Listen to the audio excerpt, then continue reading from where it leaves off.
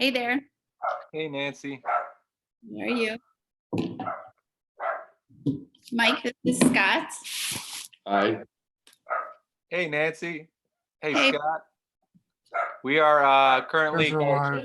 blacked out because we're live. Okay. We'll be bringing you on, and Carl will be turning on your video feed. Okay, cool. Yeah. This is fun for us because we get to see how this all works. Yeah, I like that idea of having them all take my picture and say the kids.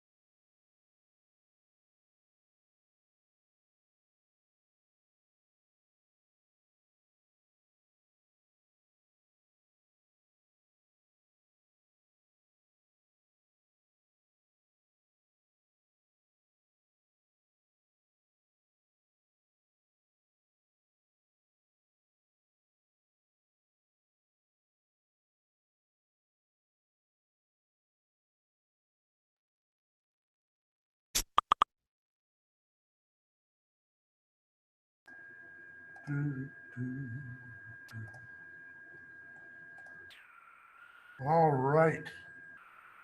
Good evening, everyone, and welcome to another episode of Conversations Cafe. We are live from wherever you are engaging us. I hope that this evening finds you well in our current realities as best as you can be. This is the first episode of April, and our title is Conversations Cafe, What Gives You Hope? And that's really going to be a central focus for us this week and throughout the month as we move along in April and adjust to the situation as it is. And hope of the day for the longest time has always enjoyed and embraced this phrase, what gives you hope? Because a lot of times when we have the mental health discussion, we start out with things of what makes you sad, but because of the way stigma works, sometimes it's easier for people to start their conversations about finding the positives in their lives. And that becomes a way of embracing things that help them take a step forward as we try to navigate and confront the things that are negative or things that can create challenges for us. And I think it's important as we start off this month, when we're talking about what gives you hope, is that in our current situation, in our current reality, let me adjust my computer here a little bit, everyone's chill. In our current situation, our current reality, we have a reality where when we talk about this idea of making adjustments, people are coming to a realization that they're trying to figure out how to cope and how to manage and how to deal with situations that we didn't choose to be in. And I find that really interesting that we as a whole community all around the world are in a situation that most of us obviously didn't want to be in, didn't choose to be here.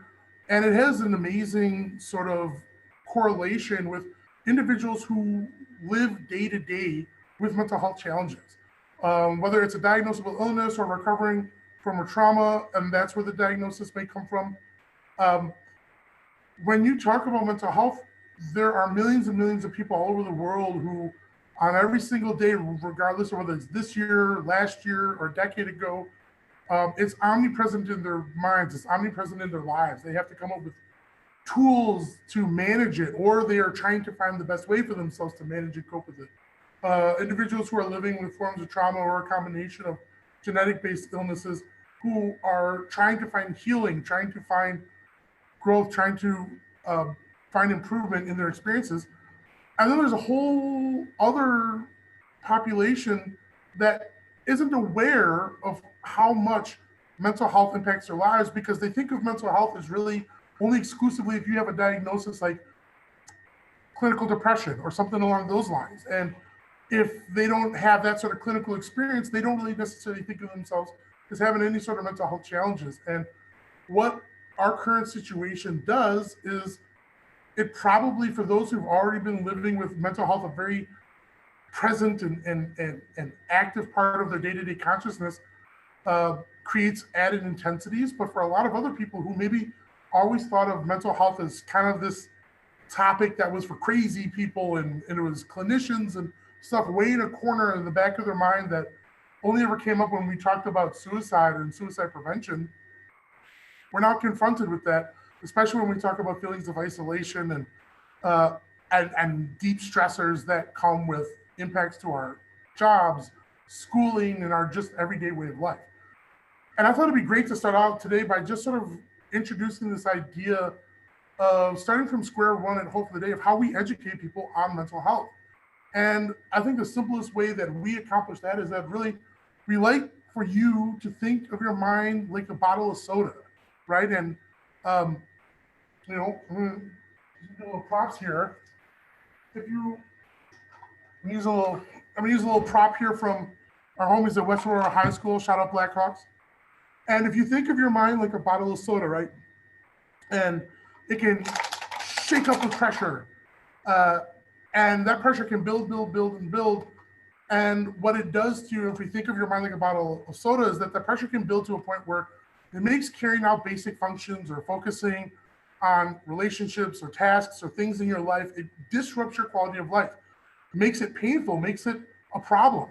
And that pressure can build up so much to a point of explosion. And when we talk about explosion, we mean in the sense of that basically your whole functioning life comes to a complete standstill. It disrupts all priorities and obligations.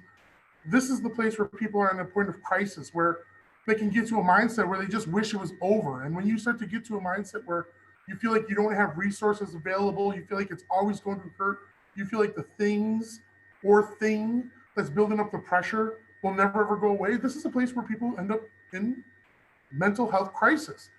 High risk for self-harm, high risk for imminent danger of taking their own lives. Well, if you think about that though, every single day we are facing things that build up pressure. And every single day we're actually doing things, whether you knew it was mental health or not, every single day we're doing things that valve out that pressure. So you think about if you at home or wherever you are, took your bottle, and if you have a soda bottle or any sort of bottle with carbonation, and shook it up real big, real aggressively, what you would eventually find is that if you try to open it right away, of course it's going to explode all over you. But there's a way you can open it. It's not just tapping it on the top, because it's a myth. But you can open it right this second if you just went real slowly and you got a little kind of pressure. And at Hope of the Day, we call that valving out pressure. And every day you have things that can build up pressure and you valve it out. And you build up pressure and you valve it out. And no one may have told you that that's actually mental health care. But if you think about, you had a stressful day at school or at work, stressful day just in life, And theoretically, you come home, and whether it's you paint or go to sleep or cry or watch TV or do something to veg out or try to do anything to try to improve your mood, to alter your emotional state, that's a form of mental health care. And your solutions, because we don't really educate on mental health, your solutions may not always be the best choices. Some people may decide to do things that could be harmful to the body.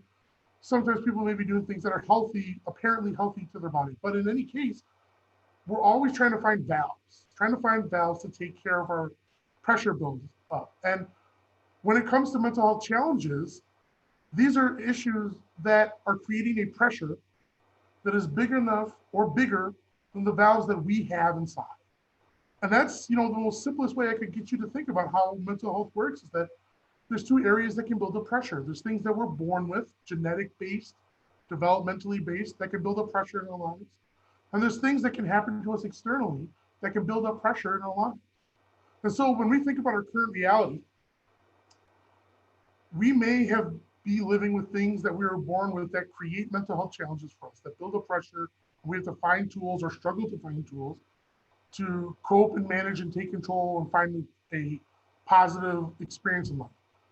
But I know for sure right now, all of us, anywhere you are on the globe, we are all bonded and having some pretty intensive external pressures right now that are creating challenges for us. And what gives you hope is really about finding and celebrating and embracing those tools that are valves for us. So our guests tonight are a great group of individuals who are going to be talking about projects that help give them a sense of inspiration and hope, activities that they do sort of DIY that we hope maybe can be inspiration for you. We want this to be a conversation starter. We want to know about what gives you hope. What are tools that you use to find support? What are tools that create valves for you? Because right now we do need to really embrace our valves. One of the most powerful valves all of us possess is talking, sharing what we experience, what we feel, what we're thinking. And right now, communication is so important. And I feel like we're really starting to appreciate just how important the human connection is. But Hope of the Day understands that connection and talking is part of it. Finding tools to practice your valves is part of it. But sometimes we also need to elevate, because a big part of the soda bottle and valves thing is that when you have experiences that create a bigger pressure than the valves you have, no matter how much you sleep, no matter how much you eat, no matter how much you cry, no matter how much you try to do on your own to get rid of the pressure, it won't go away. That's actually the earliest sign and symptom to reach out for more intensive supports, oftentimes professional clinical supports to take care of your mental health. And so to sort of talk about that, Hope of the Day has the pleasure of working with a number of resources that we act as a bridge to connect people to. And one of those things is what we call the resource compass, which Hope of the Day is going to be making sure to raise the visibility of. And what we believe it does is it helps navigate a wide array of resources for your well-being, from mental health to other things that you may need to create valves and find supports for the pressure builds. Because our mental health, just dealing with isolation is one thing, but there's people, as you already know, whose pressure are coming from job security, whose pressure is coming from professional, personal, interpersonal, instabilities right now. So our resource compass is designed to provide a wide array of solutions, or at least opportunities and options for solutions. And before we get to our guests, I wanted to introduce our education team leader here at Hope for the Day, Mike Vinopal, who's going to be showing you a quick walkthrough of how you can access Hope for the Day's resource compass from our platforms.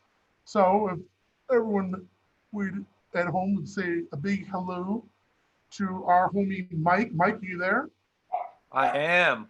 Hold on 1 second. I'm going to close my door. My dog's barking. Oh, that's great. So Mike, what he's going to be doing is he's going to do an actual quick casual walkthrough of what it would look like to access our resources from your phone, or even on a mobile device, on a computer, whatever you want to do. Just a little background. Hope for the Day has teamed up with and birth of the social care network to provide a powerful tool to access resources at your fingertips so you could find help and find hope. So Hope for the Days Resource Compass helps navigate a wide array of resources for your well-being, including a wide array of mental health resources across the U.S.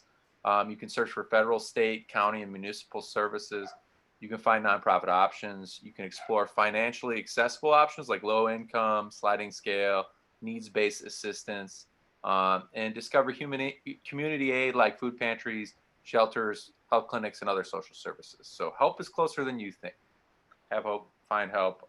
All you got to do is go to hftd.org/find-help. That's hftd.org. And from there, help, and there you go.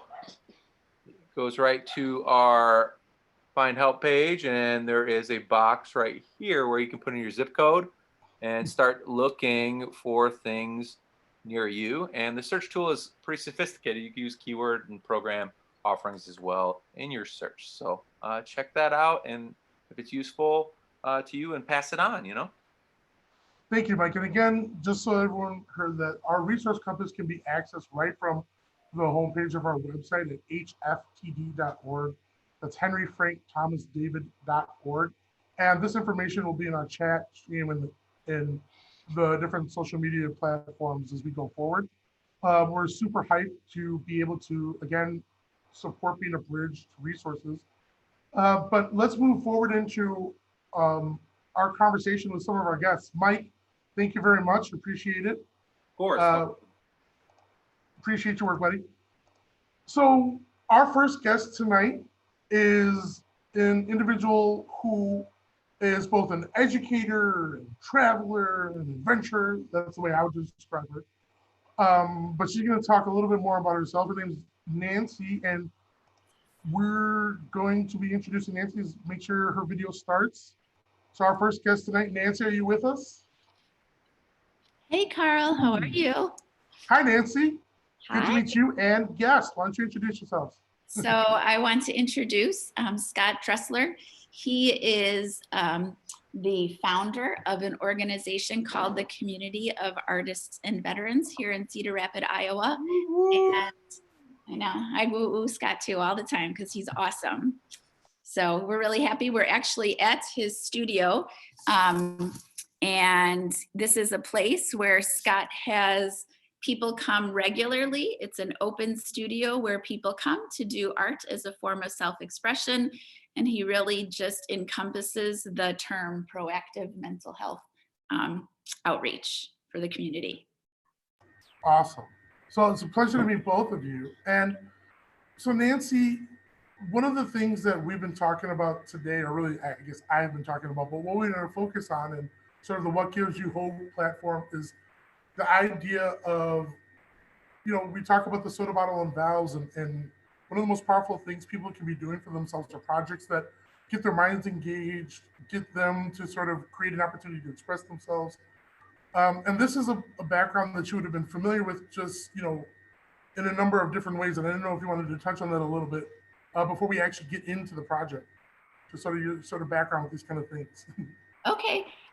So Carl and I had the great opportunity of meeting when I was working at the junior high started just to see that our students needed some more prevention and discussions about mental health, and that being a teacher, it became more my responsibility to understand what that meant, And so Carl and Mike have both been amazing resources at really knowing that there is no age where it is too young to talk about our mental health. And so I had this great opportunity to take a year off of school to travel to different countries around the world. And Hope for the Day were just great partners with me on trying to find opportunities to engage in conversations about mental health and to learn about organizations globally that were doing mental health outreach. And so our initiative called Hope Travels really taught me one thing. And Scott was really instrumental in this process with me, is that one of the best self-expressions for many people, kind of when you talk about those valves, is giving opportunities to belong to community and to be part of a community. And so with the help of Scott and other global partners, I was able to create murals of hope all around the world, just sort of in the background as other people created and brought their communities together. And so we thought today we could talk a little bit about how art really is a valve and something that gives people hope. And Scott really has a very great outlook on that. Just personally, I don't, if it's okay for him to share a little bit. Please do. Okay, well, my name is Scott Dressler. I'm a retired veteran of the United States Army, 27 years.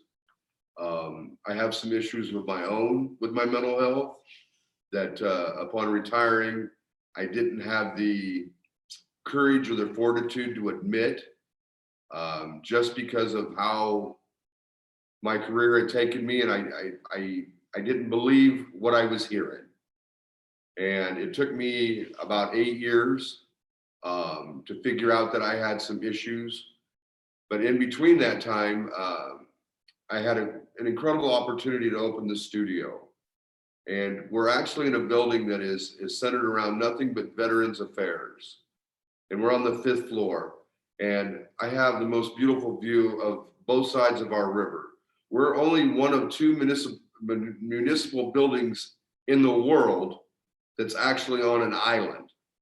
So we're actually on a little island here in the middle of Cedar Rapids, if you could believe that.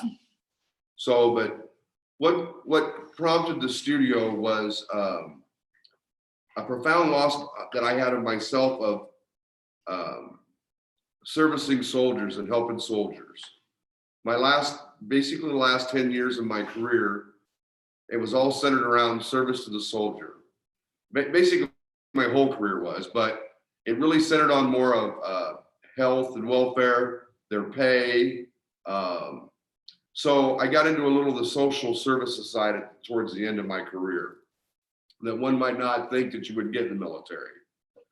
But what I found is that when I left the military is a lot of military people would not become enmeshed in their community. And part of that was a lack of education on the community and our part. So the studio was first conceived as a bridge for veterans like myself and our families to integrate back into our community and do public art projects, public projects for ourselves. Every Tuesday night we have a thing called Family Night, and I have 2 world-class leather instructors that come and give lessons, and they create the most incredible pieces of leather. We do painting classes. We teach a meditative drawing process called tangling. And tangling for me was one of the things that helped me get over some of my issues. It's a drawing process that requires you to breathe a certain way. And I don't know if a lot of people know, but the key to calming yourself down, and I think you hit on a little bit earlier with your bottle, for me, it's calming myself down and breathing. And the art of relaxation and breathing fine tunes my brain when I'm doing my work. And it takes me to places that I can't get to on my own. And I know that might sound a little weird, but it's almost kind of like I can go into one of my drawings and it's almost a state of nirvana, because I can shut the whole world out and focus on myself for a few minutes during the day. I have a problem that most people that I think that like to be part of and help out is we tend not to think about our own well-being. So I have to take a stop every now and then myself and immerse myself back into my original mission to get myself straightened back out. So what it's done for me is it allows me to sustain viability in my community. It allows me to still help soldiers and their families. And it helps our community through some of the projects that we do. We've done rock gardens. We've done things for other organizations. They needed a piece of work for a raffle. Our artists are the first ones to jump up and say, hey, I'll make something. And it's really kind of cool to see people learn about different organizations that they may not have even had any idea what they were about. So it's an education process, but it's also a community process of integrating back into our communities and becoming viable within our communities. Not just kind of melting into the background and minding our own business. It's actually getting out there and being a part of it. And for us, a lot of veterans, that's particularly hard because the military world and the outside world are night and day. My world was structured. This world out here, it's anything but structured. It's ever changing, you know what I mean? So it helps me help others make the transition, because it is a hard transition. And I think we're finally learning now that it takes a little longer than, okay, here's 3 days of vacation, now you're gone, you know, go be in the world. It's a whole mind process to just start thinking like a normal human instead of a soldier. It's a big difference, you know. And one of the biggest reasons I do this is it gives me pleasure to see somebody's face when they create something, and that look of, look what I did. It's the form of elation, you know. And for me, it's almost like Christmas morning opening a gift, and that smile or what I see from somebody touches my heart so much that it's a gift to me. And that's kind of why I do this. And I do it to keep myself grounded. So thank you for letting me talk about my studio. Nancy's incredible. She's some of the work that we've got to do with her. If you want to talk about community, we've made kites for kids in Erbil, Iraq, a place that I visited in 2004. Not that I went there on vacation, I was there on business, but I got to go back and I got to see pictures of some of the places that I'd been. And I already knew how the people were because they're Kurdish, and they're the most misunderstood people in the world. All these people want to do is be left alone and have their own home. Exact same things that all of us want. So it was really great to have 40 people up in my studio one night, and everybody designing kites, from bumblebees to 4-year-old kids just scratch marking. But these kites come out absolutely beautiful. And then when we see the pictures of those kids having fun for 15, 20 minutes an hour, and know that that's the most fun that they may have for months, to see that smile on that kid's face, to know that maybe that kid won't grow up to hate America, all right? And they'll know that there's many of us here that I love the world so much, and all I want is my kids and my grandkids to be able to play with other kids from around the world, and we all look at each other and say, hey, we're human. That's what gives me hope. That's so beautiful. And I can't thank you enough for sharing those thoughts. And really, you know, the ongoing actions that you do, you really hit a lot of things home. I mean, it's not just enough for me to sort of say, you know, thank you for your service, but thank you for your continued dedication to helping others improve and enhance their mental health. I think one of the worst things, you know, the biggest obstacle to effective mental health care is stigma. That's something that we at Hope for the Day assert, but I personally believe it too. And it takes different forms for everyone. It's why we stay silent, because there's some obstacles out there. And effectively what your work is able to do is create an avenue for these individuals to find a way to get their heads through and their bodies through some of those obstacles that keep them silent. It's not enough to just say you went through something and it was hell, or maybe it's not even about what you went through over there. It's about adjusting to the hell that's coming back here, and the hell being that the unfamiliarity. You hit it right on the head of that structure, the unstructured. That's so important. And when you talked about this idea of we tend not to focus on our well-being, I think that's just a perfect thing to take home, that for anyone listening and engaging this, whether it's right now or in later days and weeks and months, that the investment in our own self-care is not, it's not some sort of illusionary vaporware thing. We really do have to put maintenance into our minds as much as into our bodies. And finding that avenue through art, which I know is what Nancy's going to share with us in a little bit, but finding that avenue through art, what it does is it creates a safe space for someone to make a connection with themselves and with their exterior community. Because stigma, and it takes all sort of forms, whether it's masculinity sort of stigmas or things like that, the ability to keep us silent verbally doesn't hinder that we might be able to, with our hands and with our voices and minds, find another way to communicate. Because something that people need to understand is that a limp or bleeding or a swollen body part, these are signs and symptoms of physical illness. But the only signs and symptoms we have for mental health challenges are self-expression.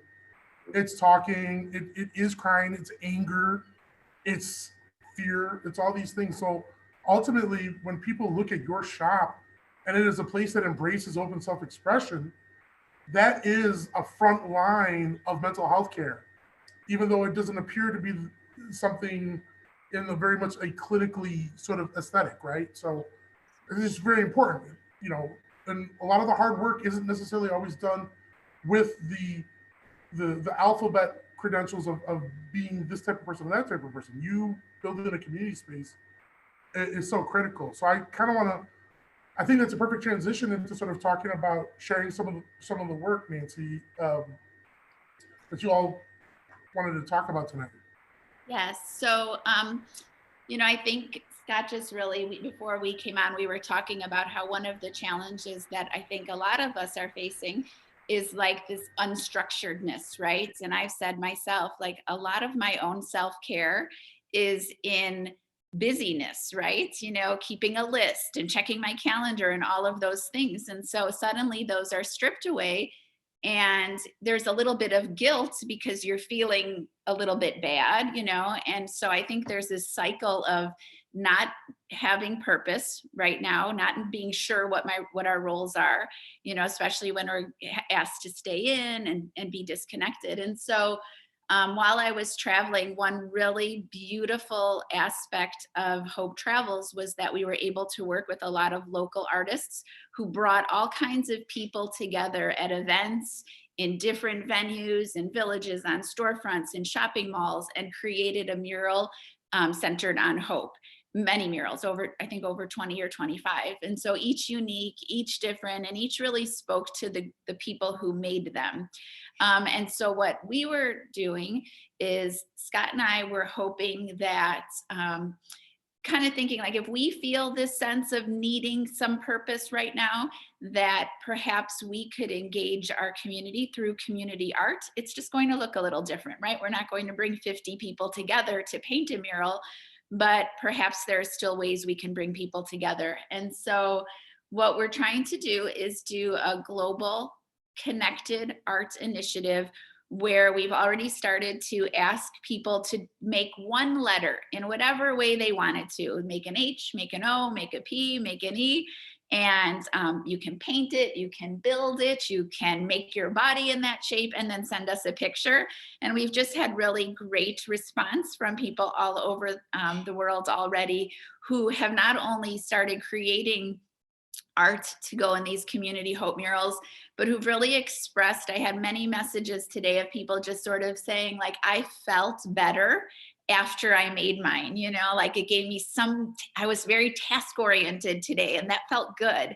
And I think being able to speak to the before and after really touched my heart. And so we're just hoping that more people will, and we can show you a little bit. I have just the samples on my phone, but we had some people participate from Uganda and Ghana and Iowa and, you know, Illinois. I mean, we're just sort of, Ohio just sort of starting, but what we're just doing is putting them together in globally connected hope collages.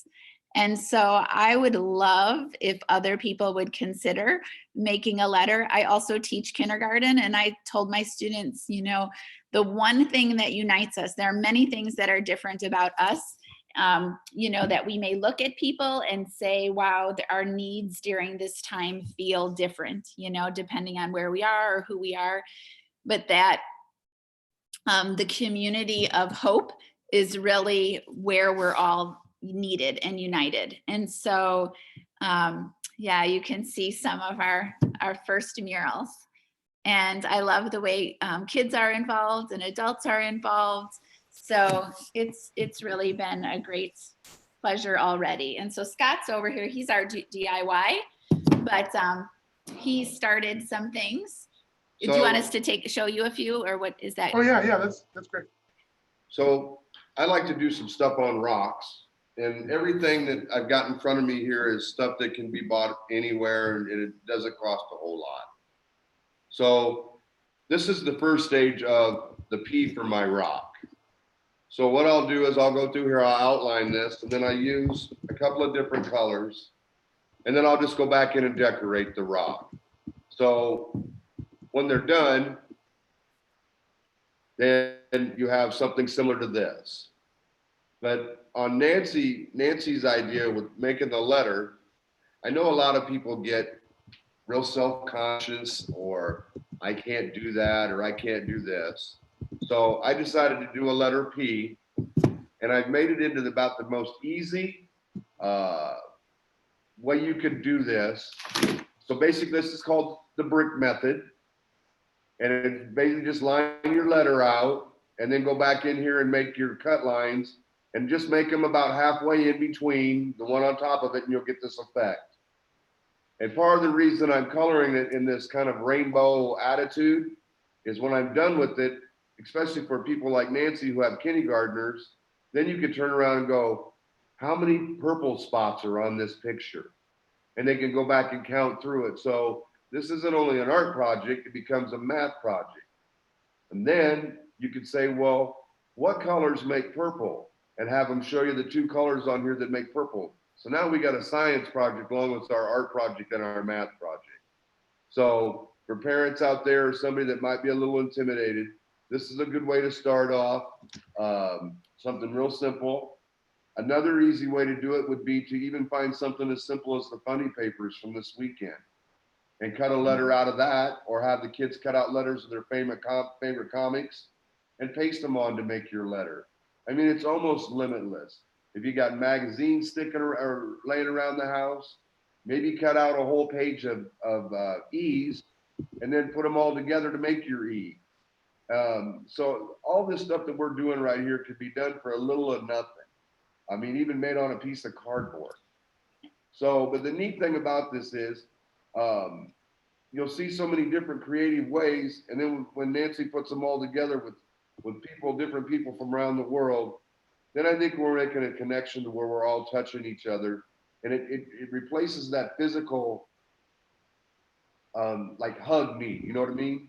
Yeah. It's almost kind of like 4 people that didn't know each other now have something that they're always going to be bonded together for, you know what I mean? And that's the beauty in this to me. I love that they're all so unique. And I also, this one I love, this is a friend in Mauritania, and she sent that of her kids who are at home. And so they made their letters. I just love it so much. And I love Scott's idea, you know, that one of the things I saw again and again was how people who don't know each other intimately and close, or not friends, can suddenly do a project together and feel a really deep bond and connection. I also appreciate that Scott pulls this up and he says, oh, this is really easy to do. I'm gonna show you mine because mine's really easy to do. That's like when an artist says, that's really easy to do. Mine is just circles and spirals. So everybody, there is nobody who can't do what I can do. It's absolutely beautiful. She's not giving her, I think it's awesome. So. Well, I gotta tell you, this is such a great idea. And Nancy, as we were talking earlier this week, we're gonna be looking at a way to see if we can invite the Greater Hope of the Day audience to participate and see if we can't showcase the results. I think it might be something we try to do in the coming weeks. And we're gonna need you, and if Scott's around too, even if you're not in the same space, again, we'll need you to come back on if we can pull off inviting our audience to join us in doing this great idea of spelling out letters, DIY style, creating a little bit of art. To spell out letters, we pick hope. Makes a lot of sense. What gives you hope? And It's a real simple way to sort of create a great activity. Judging by all the pictures that we were showing, those quick collages, it's a quick form of self-expression because just going through the thought process of how to spell the letter and do it in a creative way, it's low maintenance. And again, this is a great time for us to focus on ourselves and focus within our minds, but also get out of our minds and get off of the news feeds and stuff like that for a while. And Carl, your soda bottle metaphor is just something that really people can connect for people or children of any age. How did I feel before I did this, and how do I feel after? And I think those are really important and essential conversations, because those valves aren't the same for every person, but conversations about using those valves really keeps kids and adults in tune to our emotional response to life. So I appreciate you for sharing that metaphor with me all the time. And again, I can't thank both of you for being on with us. We have intersectional focuses that look at those who have committed to service for their community, such as soldiers, such as law enforcement, firefighters, EMTs, the medical world, folks like that. We call Project Red Team. We're going to need to circle back to you again, also as a separate for that too, and talk to Nancy's other friend Jason as well. But I cannot thank you both for joining us. I hope you have a great evening. And for those interested, we're going to be showcasing the Hope Letter video photo collages in the coming weeks. So again, thank you so much for being on. I hope you all have a great night. Thank you so much, Carl. So that's such a great point when we're talking about art and tools for self-expression. And that's going to be a big correlation coming into our next guest, Kate, who is going to be talking about how she communicates mental health experiences through the live performance platform, as well as talking about how she's addressing the current reality. So let's, without further ado, bring on Kate Smith. Kate, are you there? Hi, how are you, Carl? Hi, Kate. Great to see you. The same. Thank you for having me. So, Kate, we're gonna talk a little bit about One Woman Hamlet, but why don't you just let our audience know a little bit about yourself? Yeah, so over the past 3 years, I've created a show called One Woman Hamlet with the support of Hope for the Day. Hope for the Day was actually the inspiration, like a huge part of the inspiration for the show. I lost one of my best friends to suicide and had a couple close encounters myself. And then being empowered through education and healing in different ways was huge for my life. And so the show parallels Shakespeare's Hamlet with my own personal journey with depression and anxiety. And I play Hamlet, and then all the other characters are puppets, and there's music and projections as well. And I have one of my puppets with me today, but that's sort of my background and how I came to know Hope for the Day. Well, thank you so much. And before we sort of talk a little bit of the DIY thing, how have you been adjusting to the current realities? Yeah, it's very much different day to day for me. I think some days I feel okay. It's funny how fast I adapt sometimes. Like, some days feel very normal, which is weird to me. And then other days are very hard, very challenging. I think it's hard I personally am isolated. I know there are a lot of people who don't get to be right now. That's a whole different set of mental health challenges. But for me, being isolated is hard. People are a huge part of my mental health and happiness. So being separated from them has been challenging for me. Well, I appreciate you sharing that. A lot of this is sometimes we have real upbeat, positive things. Hey, I'm doing great. I'm awesome. But sometimes it's important also to say, I'm not doing so well. That's part of both valving out, but it's also part of just breaking through stigma and sort of not letting it stay in the silence. So with that said, what do you got a little something for the DIY project, Kate? Yeah, so a huge way that I've been coping has been through my puppets, actually. For me, with my depression and anxiety, I sometimes get in this loop stuck in my head. I feel like a lot of people go through that, and puppets have always been a way for me to break out of that. Focusing on manipulating a puppet means that I have to get out of my head because you can only do this one thing at a time. It's sort of like moving meditation for me. It's also, been shown the thoughts that are like sort of behind the front of your brain that don't express themselves easily can come out through a puppet. Like, so whether maybe I really need to laugh and I'm not able to at that time, my puppet can laugh and then I can laugh at myself making a puppet laugh. Or maybe like my puppet gets angry. So I have one of my puppets with me today. His name's Polonius. And so let me grab him real quick. He can say hello very quickly. Let's see, Polonius. Oh, hello, Carl. Hello, good sir. Yeah, thank you for having me. I just wanted to say it's okay not to be okay, and it's been hard for me too. And just want to say hello to all the people at home and send you good thoughts. I made a video with Kate, and I think Hope for the Day is going to be sharing that, but it goes out to everybody who's having a hard time right now. So thanks for having me on the show, Carl. Appreciate it. Beautiful. So pleasure to meet you. So that's Polonius. Carl would like to in that video. Pardon? Carl would. That was my third voice. So, what did you say? That was our third voice. Oh yeah. But yeah, so a lot of research has been done to show like how just like being creative too, it ties very easily into like the previous conversation you had, but just how being creative can sometimes give you a lift. For me, it makes me feel connected to other people too.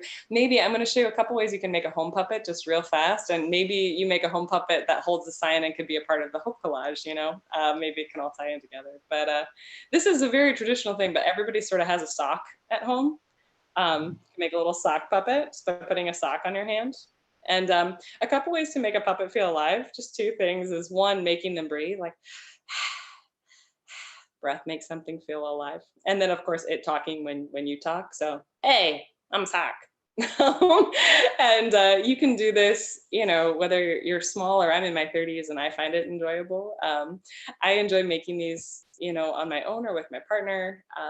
But a lot of people have started making like videos like these and sharing them. I've made a few and it's been nice to share them with the community online. I think same reasoning, like feeling connected to each other and just the vulnerability of being creative and then sharing it with somebody, I feel like is huge for mental health too. To say like, this is me, I feel like healing and healing and helpful in like many layers and levels. But yeah, that's a little bit about, you can also make a puppet like out of a spoon, it doesn't need to be a sock. It can, it's the world's your oyster. So no matter what you have going on at home, it can be enjoyable just to make like a little story with a puppet or make a puppet make sounds. And I can't thank you enough for talking about that a little bit because I've had the privilege of seeing One Woman Hamlet, and it definitely demonstrates, your creative sort of genius for being able to communicate very complex topics into a way that's engaging for us. And it's interesting, the use of puppets in the presentation creates an added layer of safety. Comedy makes it safe, but there's something about, here's my puppet, right? That also creates a way of expressing ourselves and sometimes imbuing things that might have been hard if it's just us standing in front of people, right? Yeah. And when you and I sort of talked about what would be something you like quickly showcase, besides just sort of being a partner in this sort of continuing to find ways to raise the visibility, and it's kind of hard to do a live stage performance right now, right? Okay. Yeah. But it's not so silly to think about this idea of sock puppets, or even going the extra level of trying to construct your own puppet from, domestic supplies that you have around you. Yeah. Whether you make it to create something that's for funny, put it on camera, or it's just for you and maybe the other occupants in your space. Yeah. The great thing about a puppet is it lets us build other identities, builds different sorts of expressions and characters. And it doesn't necessarily have to be as intensive as it's a safe avenue to talk about heavy things. Maybe that puppet becomes an avenue to talk about the totally nonsensical things that come to your mind. Yeah. Talking and- about like that flow state or like the, Yeah. and I love that too. It's like I could hear anything coming from a puppet, you know, and I could really hear it and like digest it in a way that it would be harder to do for a person. I love that you brought that up. I think that's really lovely and true.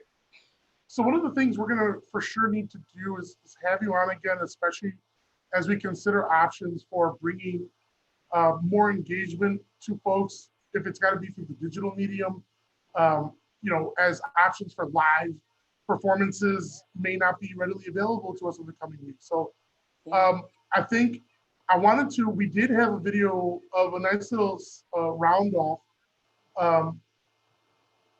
It's important for people, if you're listening to this right now or in later days and months, the idea behind the sock puppet or any kind of puppet you construct is an opportunity to, again, create a space in your mind and with yourself to try and put how you're feeling or put your inspiration into an external outlet. That's as much a part of the soda valve idea of the valve and nacho soda bottle as talking.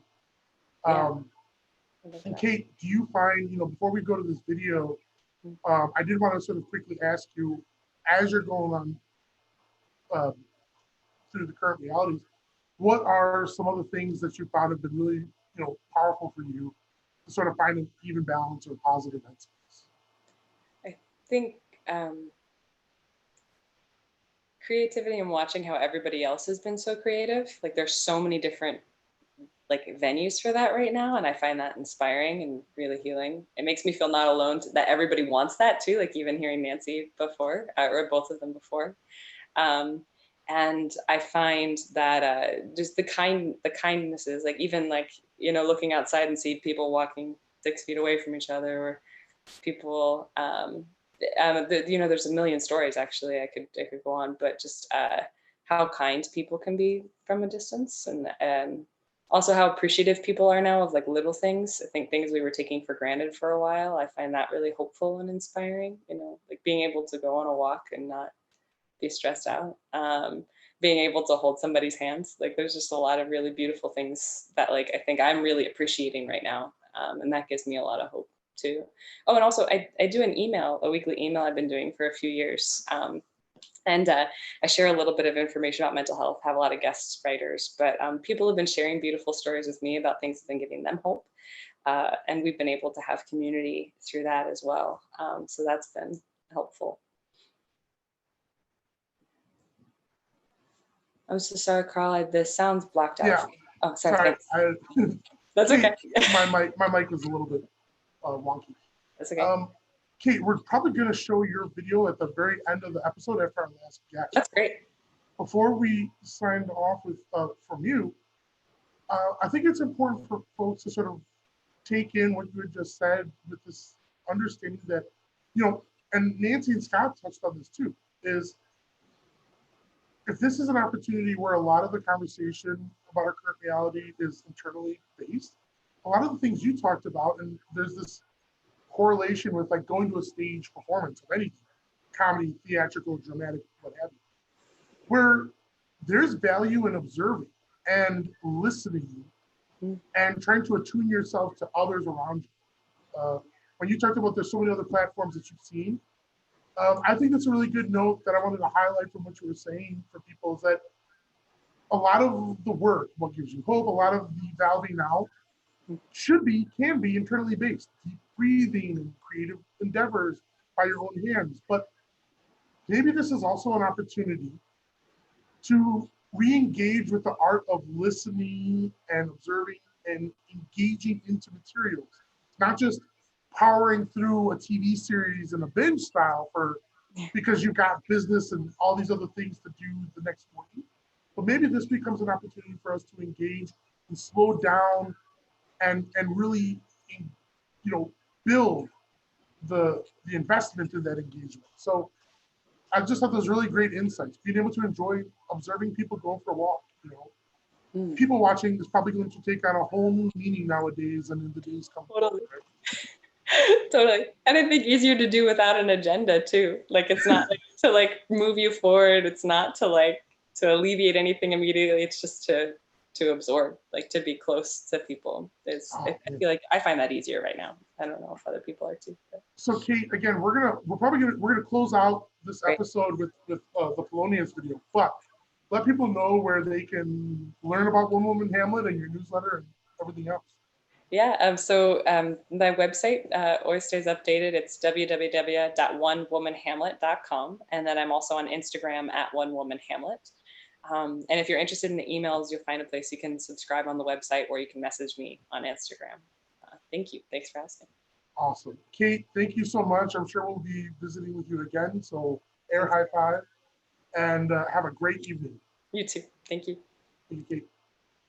So closing out this episode, we're going to be moving over to a pretty righteous gentleman named Adam Hill, and we're going to be talking quite a bit about the impact that our current realities and isolation and whatnot has had, not just on us personally, but on a lot of the youth, folks who were attending school, college, high school, particularly junior high, and younger, especially people who long before these isolation realities came into being, didn't necessarily have a lot of accessible resources. So it's my pleasure for our final guest tonight to introduce Mr. Adam Hill. Let's make sure we've got his video on. Mr. Hill, how are you doing, sir? I'm doing great. How you feeling? Oh, I'm great. Adam, thank you so much for being patient with us. Thank you for joining us. How are you doing? I wanted to just sort of jump right into things and let folks, know what your background is before we go further. Yeah, I'm a full-time educator at Romeoville High School. I've been there for 15 years. I also teach at University of St. Francis. Been there for about 6 years, teaching percussion lessons and night classes and things like that. Music teacher at Romeoville High School. Sorry, I don't know if I skipped that. I direct the Chicago Bulls Stampede. That's the drumline for Chicago Bulls. And I run a not-for-profit called Pie Percussion out of Romeoville, Illinois, that is a percussion ensemble for about the last 13 years, I think. And I am a father and a husband, and I have performed with 2 other bands, 83 and Somewhere Sunny. And I do music a lot. Man, thank you so much, Adam, for joining us. With your sort of diverse engagement into different community aspects, into different creative platforms, obviously right now is been quite a bit of impact for everyone. It certainly made an impact on your day-to-day for sure. And before we sort of talk about some of those like general external impacts, I wanted to just really quickly check up on you and just how have you been adjusting? I'm probably about 70 to 80% adjusted. And I say that because I think everybody has had those days where you get up and you're just like, I don't know what is happening right now or what you should be doing.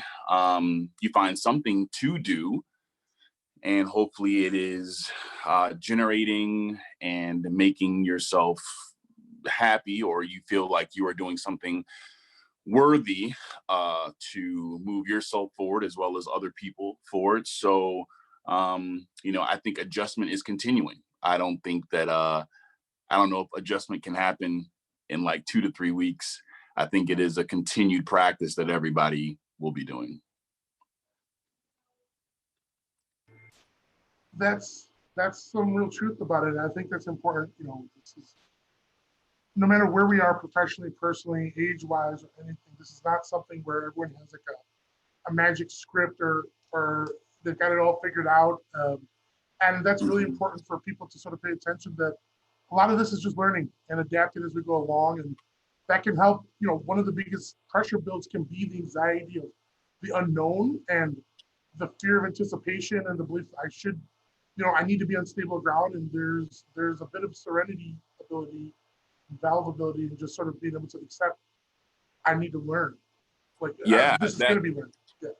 Yeah, that surrender thing is very true. I've had several people be like, Adam, are you going crazy? Because you were busy, bro, and now you're not. And I'm like, I'm not going crazy. I think being able to see things get canceled like every day, and I'm like there's nothing that I can do about it. And I think that there's comfort in that it's like it's not me. Like, I mean, it's not like it's been a failure or anything like that. It's just this is the way it is. I think there is different comfort in that. It makes it a little bit easier, but yeah, you have to surrender and breathe. Well, that's the truth. And, if that's sort of in your personal space, as an educator, as someone who invests a great deal of their time in the community, and, we've in a way lost the physical connection to some degree, or it's kind of on hold. We can still make the human to human connection, and sort of what have been some of the impacts that you've seen. I think it's important for us to be aware of and be mindful. Yeah, it's a lot of great impacts. This is one of those things where you have to think about the perspective. So you have the perspective of the outside person looking in on the schools. Well, how are these students going to learn?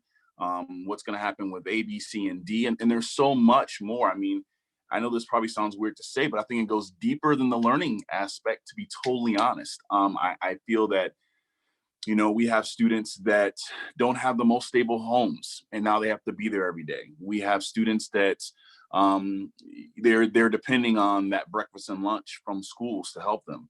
They're depending on those individual teachers, those social and emotional supports from different administrations that we have these things in place.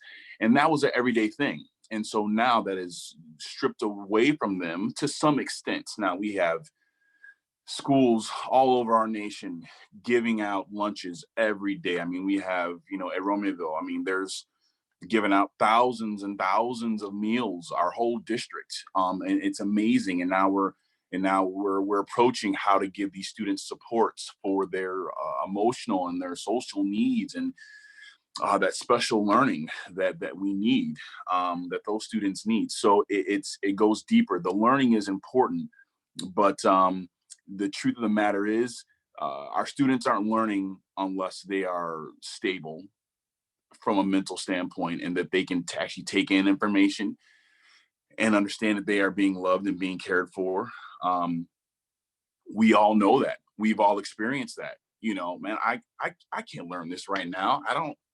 I'm worried about this. I'm worried about A, B, C, and D. Like, my father just lost their job or something like that is really impacting their mental state. So then we get into that learning. Now that learning, it's really, really tough to take away that one-on-one time. I mean, we know for a while we've had many students or people, adults, everybody, we can go on YouTube and learn just about anything we want. Like, I've learned to fix a toilet. I've learned to put in the dishwasher. I've learned to do tons of things.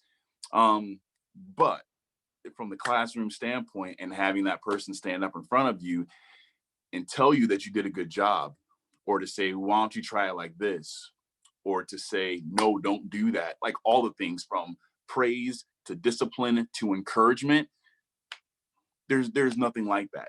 So while everyone's doing Zoom calls and calling students and emailing and Google Classroom and like the 1 billion things that everybody is doing to try to get this thing off the ground and make it productive, if the students are not ready and they have not been taken care of, and to be totally honest, like love done, and people are thinking about them, they're getting in a dark place because they're worried about other things. They're worried about some of them are having to work.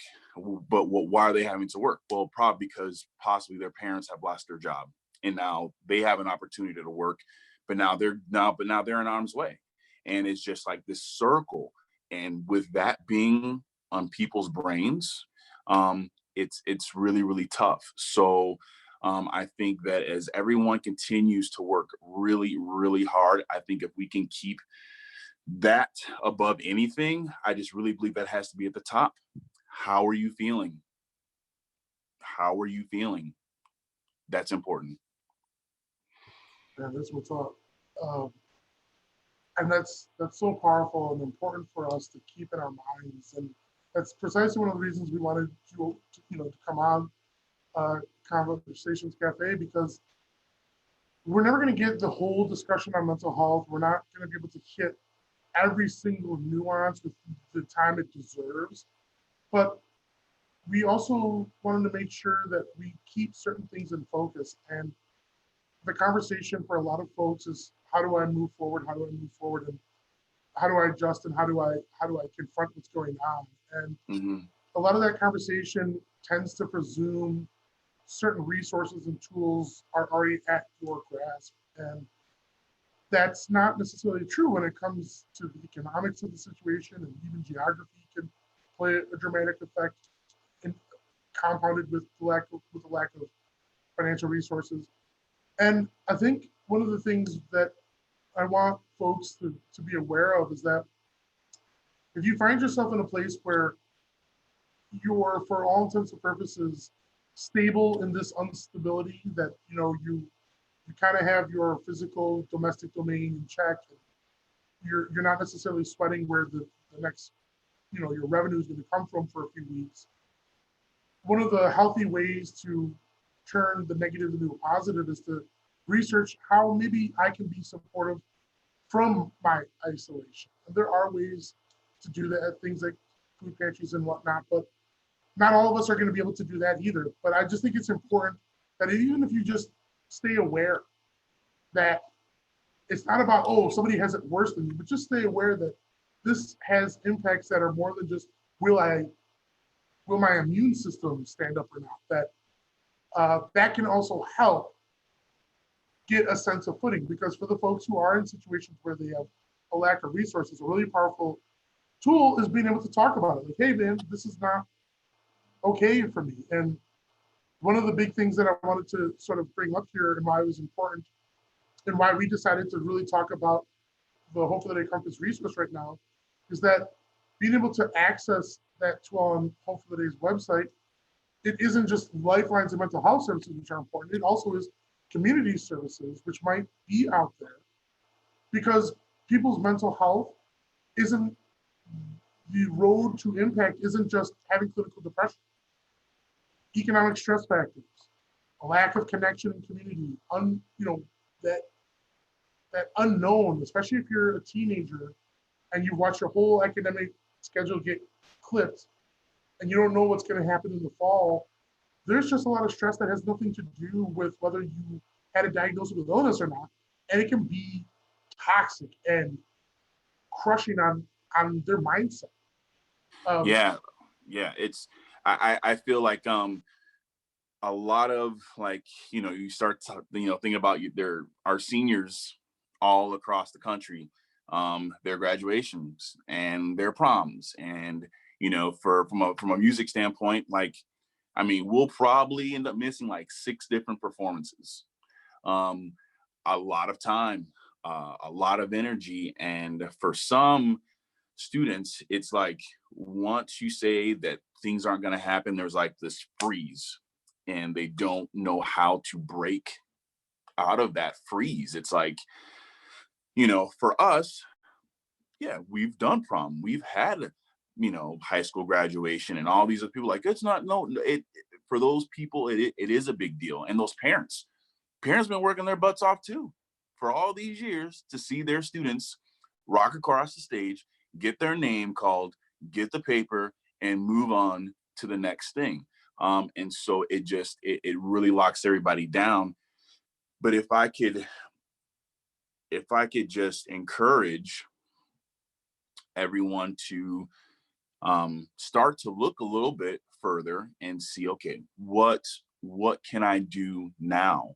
Like, when I wake up in the morning and I open my eyes and I take that first deep breath, like, what does my day look like? How can I spark creativity? What can I do to forward myself, my family, my friends, whatever it could be, from the standpoint? I feel like, right now we have so many things at our fingertips, to do things that are creative. And it doesn't even matter what it is, because you can do anything. There's so many more things. I just feel like some people are feeling that it's the end of the road, but I feel like if you close your eyes and breathe and think and, okay, what is my next step? Maybe you can come up with something. I feel, me personally, that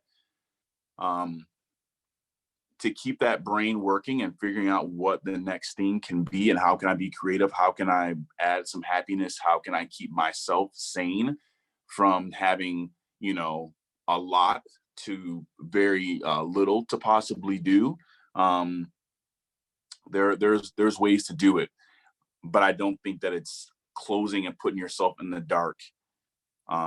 Because if anything, hopefully with the things that people face, especially from our students, I can get them to make them a little bit stronger, and maybe to learn some different things about themselves. It's a good time of reflection. How do I deal with times of woe, and absence of my normal life?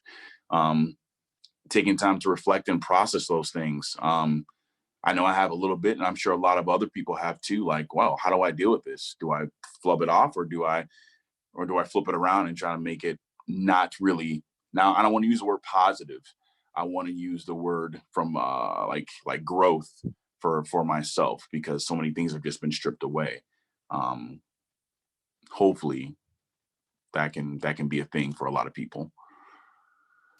And that actually puts something into focus that I think where we are sort of at this point in the episode is a good place to sort of really drive home. And with things like isolation and with things like having to create these distances and the loss of these physical opportunities from graduations, to think about the athletes and proms and things like that, there's an opportunity here where one of our solutions is going to be looking forward, but not just the sort of blind, oh, if there's something better, it'll be here tomorrow, but to sort of build that vision. And a lot of that starts with something that at Hope for the Day we talk about a lot, which is acknowledging the things that we don't say.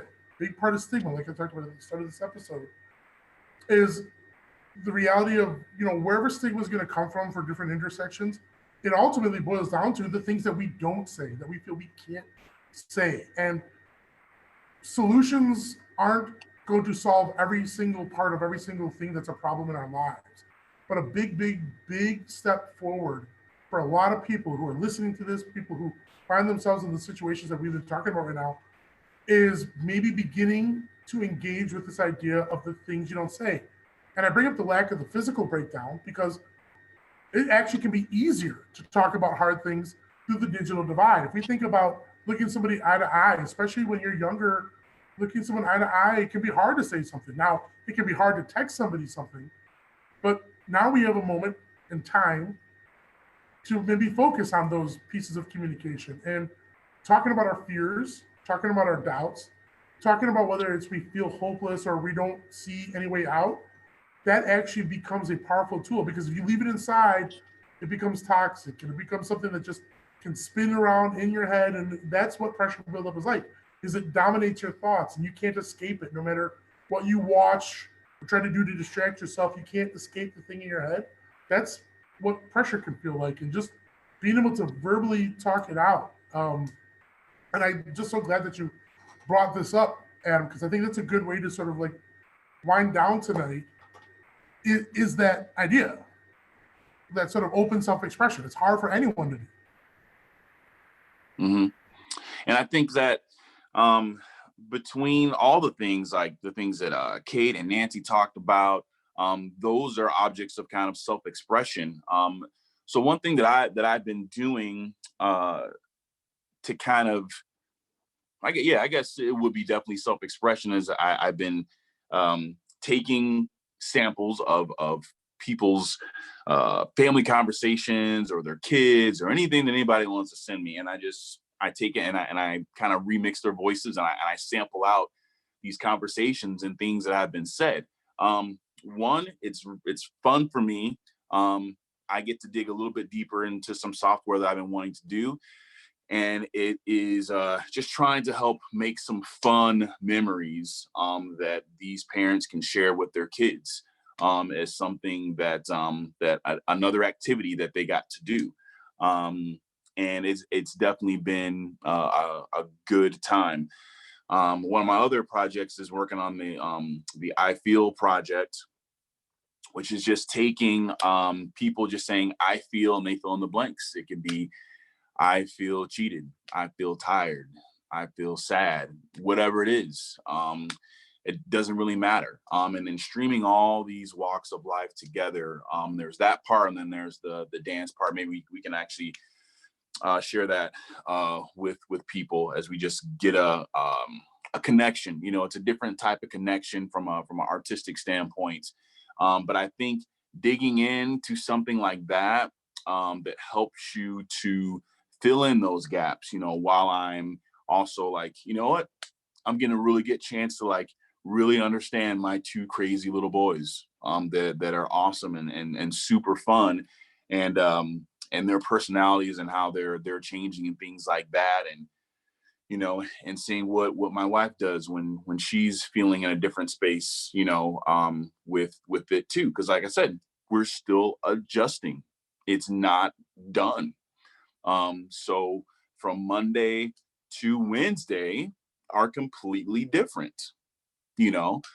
So as we just learn like that and back and forth, and like, oh, this is what she needs, or this is what I need, or this is what my kids need. This is what the students need. Like it's a constantly a growing thing. So I think if another part of filling in that gap is like paying attention to other people. Like, how are other people? And maybe you might be the person that can help fill in that gap and that like that absence of that space. Like, oh yeah, like actually I really like talking to that person. Like they listen. Listening, that's a really important thing. Just shut up and just sit there and just listen. And maybe that might be the only thing. And that might end up filling you up, filling your heart up, and that will definitely fill up the other person's heart from just a listening standpoint. So there's it's infinite. It's infinite ways to fill some of the voids that people are feeling right now. That's so true. And Adam, I can't thank you enough for sharing these insights and being able to sort of help us explore a part of this conversation that hasn't necessarily had a lot of light on it. Um, you're a tremendously talented individual, and I know we would love to have you on as a guest again. Maybe even talking about some of the music aspects. We're definitely going to have to revisit some of the beat stuff that you're doing. I think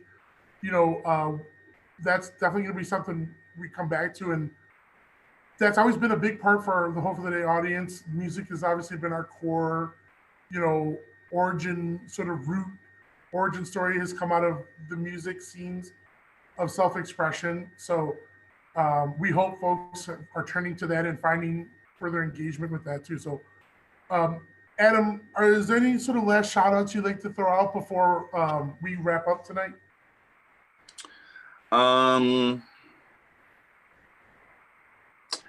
That's a good question. I mean, I probably just really appreciate all the people that are working super hard these days, from people in education to the people that are still delivering packages, to the people that are nurses right now, the doctors. Like I realize I have like a good amount of nurse friends that are out there, and that's amazing.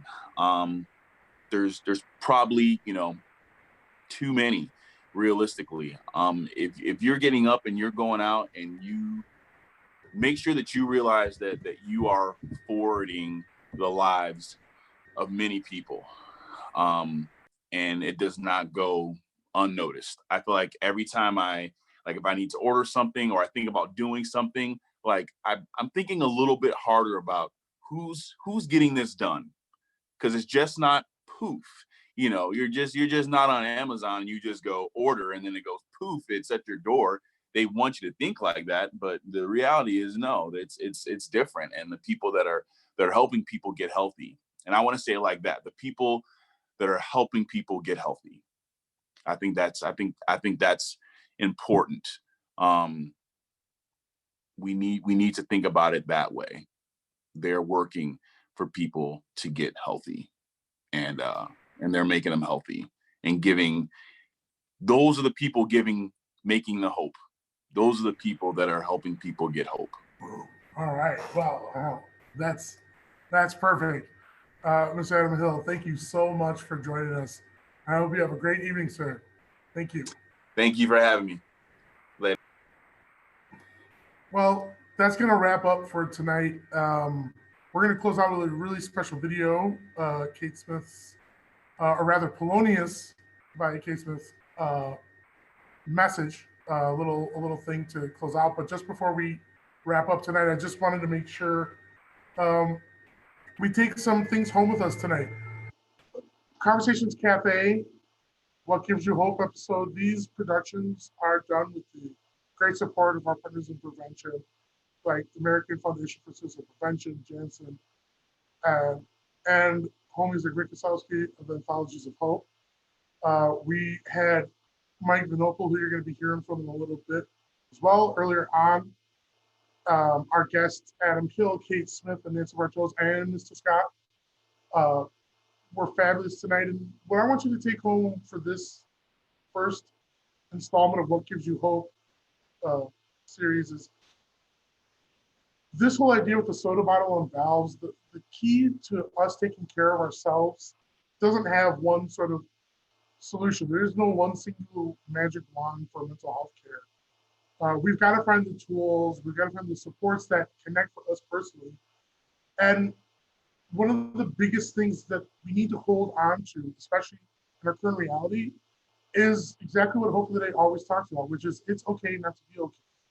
And understanding that self-expression is the way that we're going to be communicating our wellness and also our unwellness when it comes to dealing with our mental health, and finding ways to engage these challenges that we're all involved in right now is going to be so critical. And that's why we really wanted to highlight at the beginning of this episode and right now, the Compass resource tool that if you go to hftd.org, Hope for the Day's website, you're going to see a button that's asking you to go to the Compass resource to find help. And that's a resource tool for you to find solutions for both direct mental health one-to-one direct services, but also services to support you in different sort of community ways, whether it's food pantries or financial assistance plans, different sorts of private nonprofit tools to help if employment or academic impacts have been made because of the current realities. That all of those things, all the things that can create pressure in our lives can create mental health challenges. And we're not going to create a stigma that it's only one thing. And if you don't suffer from clinical depression, you don't have mental health problems. Mental health challenges have a wide spectrum. So it's important to keep that in mind and understand that our solutions that are moving forward is being able to look at these things and put one step forward by finding out what are solutions that make us feel better, what are solutions that let out that pressure. So some of the most powerful tools we have for that are talking. Some of those powerful tools we have for that are doing things with our hands, doing things with our minds. And what gives you hope in this first episode, we just shoot off a little bit. So without further ado, we're going to be closing out this episode with Polonius by Kate Smith's wonderful video. We're going to be introduced to it through our homie Mike Vinopal, and I wish everyone a great evening, and we will talk to you next week. Don't forget that on Saturday at 11 a.m. on Sip of Hope Instagram, the Sip of Hope Instagram, we'll be having Saturday morning tunes starting from 11 a.m. to 1 p.m. And Hope for the Day's education service, Things We Don't Say, will be on at 2:30 p.m. in a Zoom that you can RSVP for on Hope of the Day's Facebook event. And at 10 a.m. on Sunday, that is this coming Sunday, you can join Hope of the Day founder and CEO Johnny Boucher for coffee talk at 10 a.m. on Hope of the Day's Instagram Live. So with that, And one correction. You got to register at the Eventbrite page for our things we don't say education. Go to well, that's why Mike's the event lead. purevention.org if you want to get down with our 1 hour education workshop this Saturday with me facilitating, 2:30 p.m. Central Time. Right. Thanks, bud. And Thank you, everyone, and have a good night. All right. Oh, hello. I'm Polonius. You may have met me through Hamlet or Kate, but in the isolation, I've been feeling just a little lonely, and, well, I thought maybe you were feeling lonely too, so I learned this song, and it's just to remind us all that it's okay not to be okay, and we're not alone.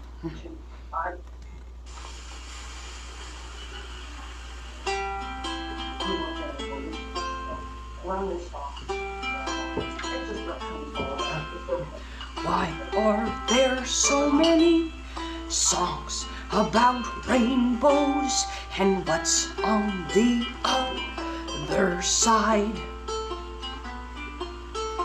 Rainbows are visions, they're only illusions, and rainbows have nothing to hide. So we've been told, and some chose to believe it, but I know they're wrong. Wait and see. Someday we'll find it, the rainbow connection, the lovers, the dreamers, and me.